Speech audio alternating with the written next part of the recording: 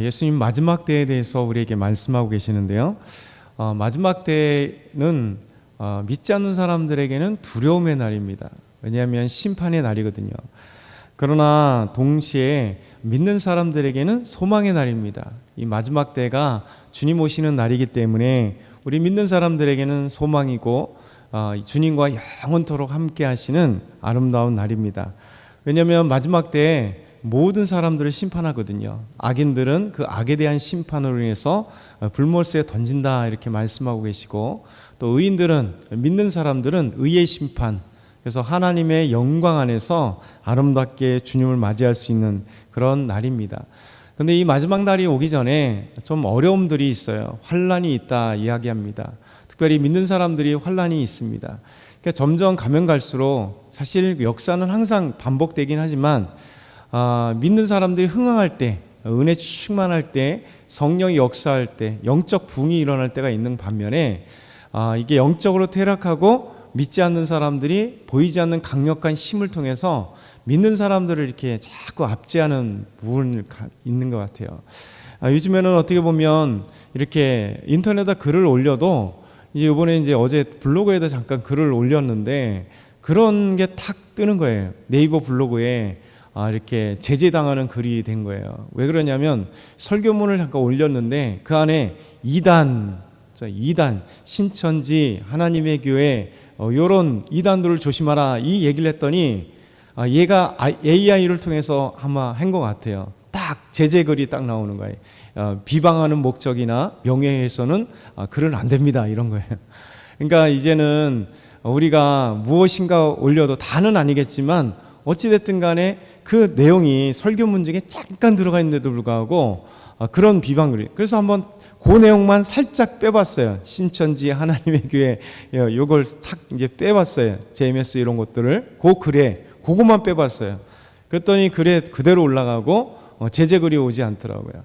이게 사람이 검색을 한 게 아닐 거잖아요. 분명히 AI가 쫙 그 어떤 내용들에 있어서, 그러니까 이제는 뭐 이단들의 어떤 비방이나 이런 것들이 참 어려운 시대가 된 것은 분명합니다.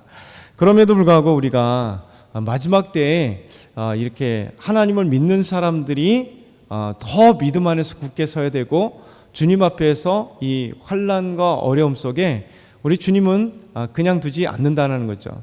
오늘 말씀 보면 마지막 때에 성령께서 우리를 도우세요. 그리고 끝까지 믿음을 지키는 자에게 하나님의 구원의 은혜와 영광이 있겠다라고 말씀하고 있습니다. 우리 11절에서 13절 다시 한번 읽어보겠습니다. 11절에서 13절. 사람들이 너희를 끌어다가 넘겨줄 때에 무슨 말을 할까 미리 염려하지 말고 무엇이든지 그때에 너희에게 주시는 그 말을 하라. 말하는 이는 너희가 아니요 성령이시니라. 형제가 형제를, 아비가 자식을 죽는 데에 내주며 자식들이 부모를 대적하여 죽게 하리라. 또 너희가 내 이름으로 말미암아 모든 사람에게 미움을 받을 것이나 끝까지 견디는 자는 구원을 받으리라. 아멘. 이 마지막 때에 무슨 일이 일어날지라도 염려하지 말라는 거예요. 왜냐하면 이 악한 자들이 믿는 자들을 끌어다가 이 권세자들 앞에서 저 핍박을 받게 넘겨줄 때에 우리가 어떤 말을 하든지 하라는 겁니다. 근데 우리가 하는 것이 아니라 성령님께서 그 앞에 담대하게 하시는 거죠. 베드로도 마찬가지요. 베드로가 잡혀서 요한과 함께 잡혔을 때, 옥에 갇혔을 때 너희들이 도무지 예수 그리스도를 증거하지 말라, 이 강력한 압박과 그리고 그들의 서슬퍼란 이 말을 명령을 했음에도 불구하고 베드로와 요한이 담대하게, 감옥에 갇혀있던 그들이 이 주관자들 앞에서도 담대하잖아요.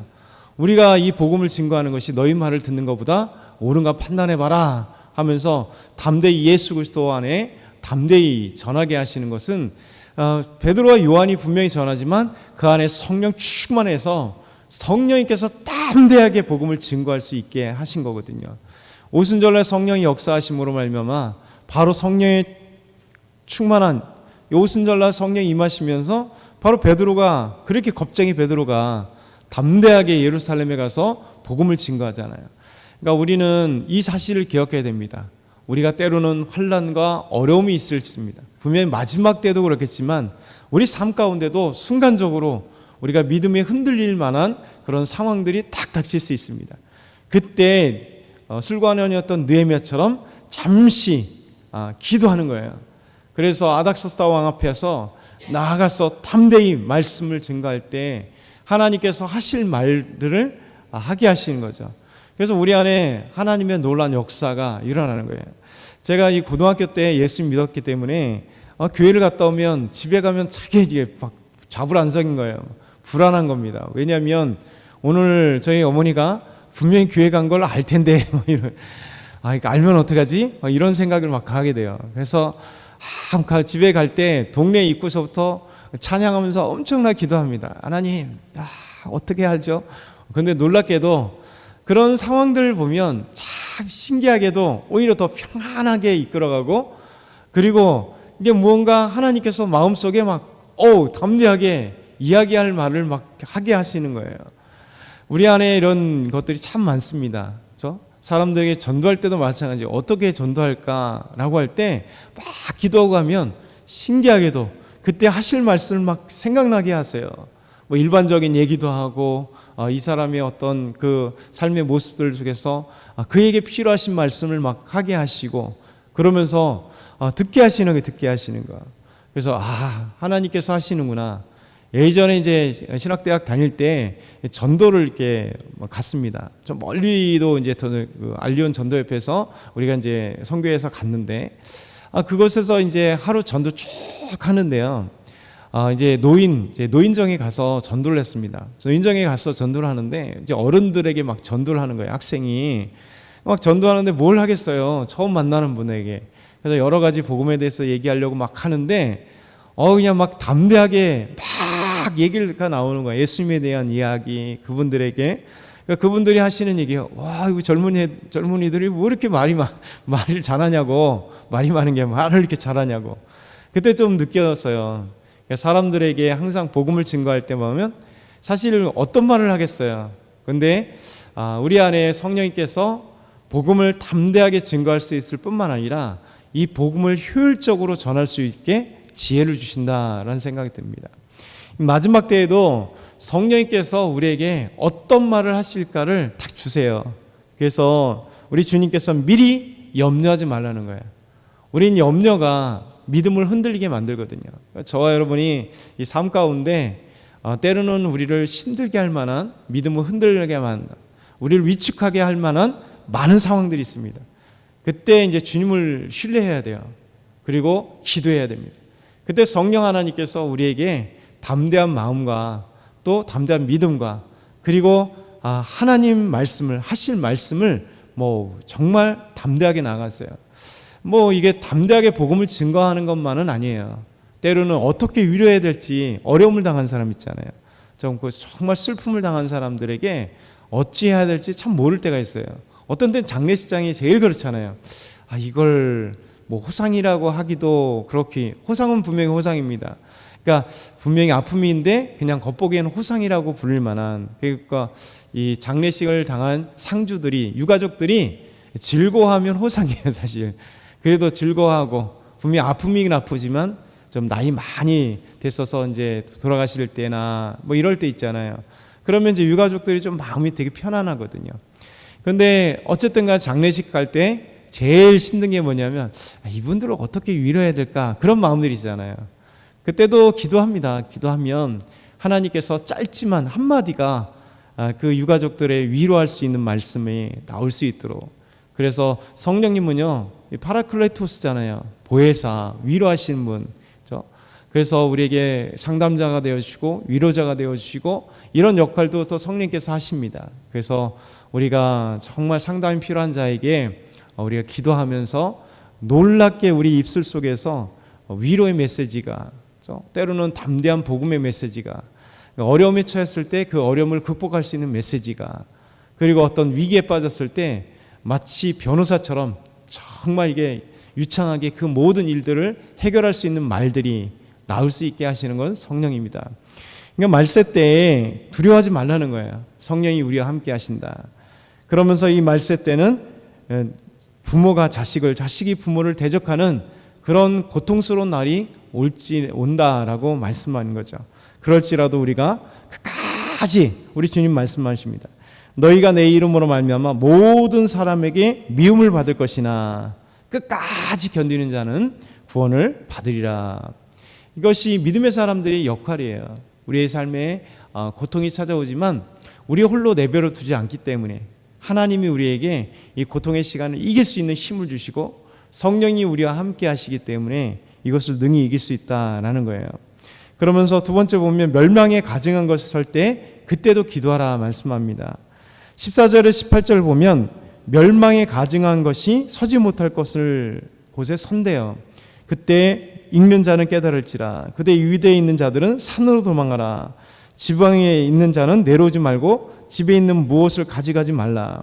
밭에 있는 자는 겉옷을 가지러 뒤로 돌아보지 말아라.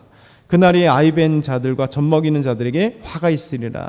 이 일이 겨울에 일어나지 않도록 기도하라. 이렇게 말씀하고 있어요. 사실 이것은 역사적인 일입니다. BC 기원전 168년에 수리아 왕, 시리아 왕이었던 앙티오코스 4세 에피파네스 왕이 예루살렘 성전에 제우스 상을 세워놓아 버린 거예요. 그걸로 인해서 유대가 봉기가 일어났고 결국 그 사건으로서 100년 동안 독립이 일어나긴 하지만 하나님의 성전에 제우스 신의 신상을 세워놔서 멸망에 가증한 것을 세워놓은 역사적 사건이 있었습니다.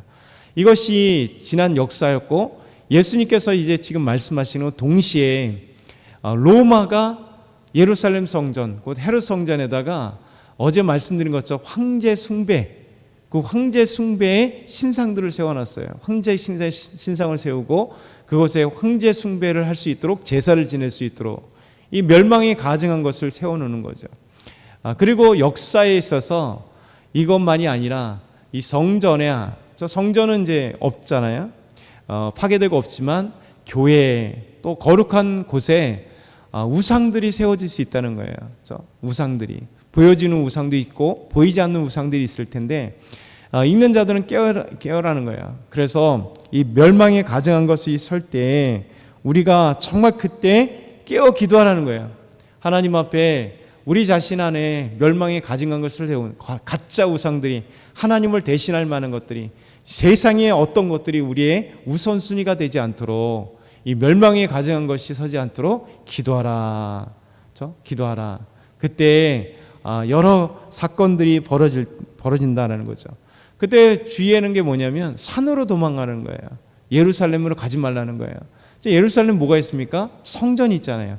하나님이 계신 곳이 있잖아요. 하나님이 보호하고 있는 거예요. 그런데 그 성으로 들어가지 말라는 이 특별한 얘기를 합니다. 왜 어려움이 당한 마지막 환난 때에는 이렇게 정말 힘든 사건이 벌어진다는 거예요. 그런데 하나님의 성전이 파괴되고 믿는 자들을 핍박하는 그 어려운 시간이 있기 때문에 산으로 도망가라는 것은 비유적인 얘기입니다. 너희가 그 믿음을 파괴하는 그런 고통의 시간이 오지만 그때 오히려 하나님 피할 곳을 주신다는 겁니다. 그리고 우리와 함께 기도하는 시간 속에서 믿음으로 이겨나가라 이 말씀하고 있는 거죠. 여러분이 마지막 때가 항상 우리에게는 마지막 때라 생각하면 돼요.